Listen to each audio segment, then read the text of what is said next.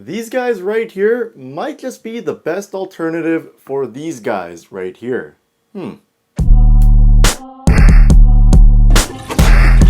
Yo guys, what is good? Zakuragi back at it again, and today we have a review for the Nike P-6000. So this shoe has been around for a few years now, and it's just starting to get a little more buzz again, so had to grab a pair and check it out and review it for you guys.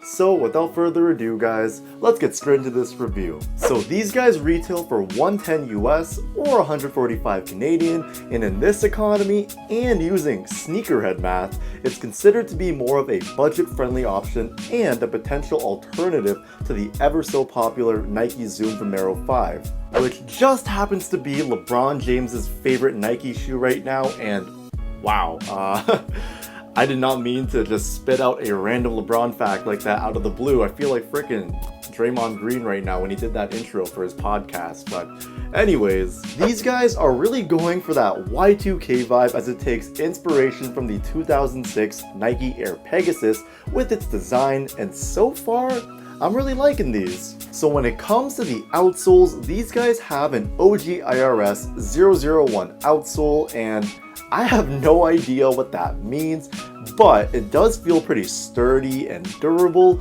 so it should be good for whatever you plan on doing in them, whether you're just going to be walking, running, or doing whatever you do in your daily life in general. Now moving up to the midsole area, and I'm not entirely certain what this cushioning setup is. I mean, it says on the midsole that it is ride liner, and I don't know what ride liner is because Nike's website doesn't tell me or say anything about it, honestly. All it says in the product description is that this shoe has a foam midsole. Wow, thank you Nike for that terrific explanation. Now I know what I'm getting with my money that I'm going to be spending on your website. Like, come on guys, like what is this? Come on. I hate that Nike does that. And when you go on other websites, it says the same thing, foam midsole. So I had to take it into my own hands and do a ton of research. Now, I found out that ride liner is a PU foam, so it's a polyurethane, and I'm not entirely sure if this whole midsole is ride liner or just certain parts of it, so I guess we're all going to be a little lost on this part, but for now, let's just assume that the whole midsole is just ride liner polyurethane foam. Now, when it comes to the comfort with these, it's more of a firmer foam setup and stable foam setup, so I'm going to compare this directly to a New Balance shoe with how it feels on foot. So you're getting more of a all-day comfort type of shoe that doesn't exactly feel very plush, but is still giving you comfort despite it being stable and firm feeling on foot.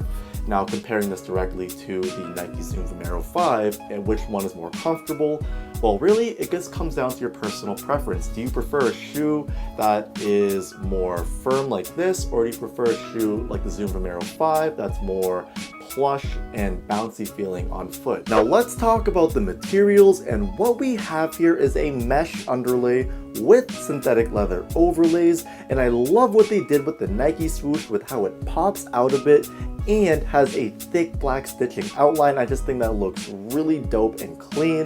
So this leather does feel kind of stiff in hand, but you really don't notice that once you have them on feet and when you're walking around in them. So the overall comfort that you get from the materials, I feel like is perfect for everyday, all day wear, and I just feel like this shoe is much more versatile than that of the Zoom VOMERO 5, just mainly due to the synthetic leather overlays, because it just feels and looks a little more classier, so it makes it more versatile with what you want to wear with them. Also, when it comes to the fit and sizing of the Nike P-6000, they do run a little narrow, so for me, I can feel my toes being pushed together a little bit. It isn't uncomfortable, but it is noticeable enough for me to point it out for you guys. So for all you wide footers out there, I would strongly recommend you guys go a half size up, but obviously try them on in store if you can to see what works best for your foot. And for all you narrow footed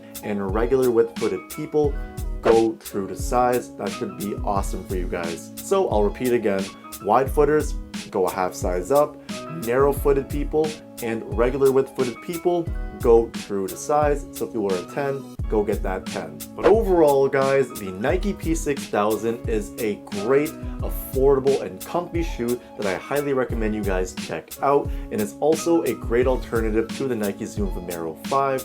So I'd probably recommend you guys try and wait for some Black Friday deals or for them to go on sale, because that's what I did with these guys, and I actually got them for a pretty good deal of 99 bucks before tax. So hey, can't complain with that, honestly. So let me know what you think about these in the comments down below. Do you guys feel like this is gonna be the next it shoe, sort of like the Zoom VOMERO 5, or do you think it's gonna fade into the darkness and stay within the shadow of the Zoom VOMERO 5?